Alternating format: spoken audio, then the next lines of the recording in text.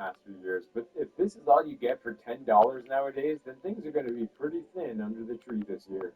The controls are horribly unpredictable, with no reliable depth perception, and since there's no player shadow, gauging your landing position is a total crapshoot.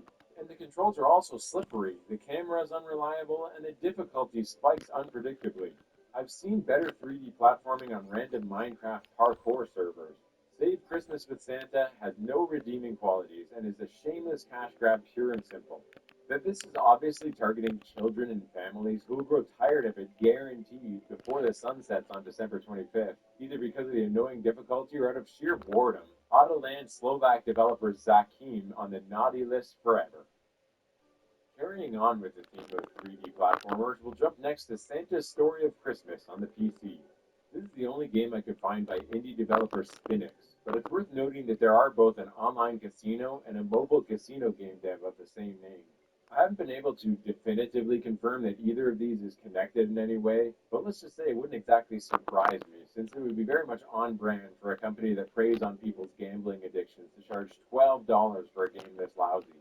Santa's Story of Christmas has a lot of the same problems we saw in the last 3D platforming game, with a few more piled on, like Santa's unnaturally slow movement and janky low-effort animations that somehow find a way to strain your hardware. I mean, when you're playing a game that looks like this and your GPU fans start spinning, you start wondering things like, am I mining Bitcoin right now? But here's the wildest thing, and honestly, it makes me wonder if I'm the bad guy here, or if I'm being too harsh. The game's Steam news page shows continual updates every year since release, bringing improvements to gameplay and fixing bugs. Is is it possible that this game is actually an earnest attempt at creating a really good Christmas game by a legitimately passionate small developer? Maybe it's the Christmas spirit hitting me, or maybe I've had too much eggnog or something, but I want to give Spinix some credit here, and I wish them luck in the future. Who knows, maybe one day Santa's Story of Christmas, or a follow-up title by the same studio, will be a holiday must-play. Stranger things have happened. And you know what? 60% off on Steam after the release of this video. So believe me, I'm not sponsored by this terrible game. But if you want to go give it a shot and let me know how it goes, I will update everybody on the consensus.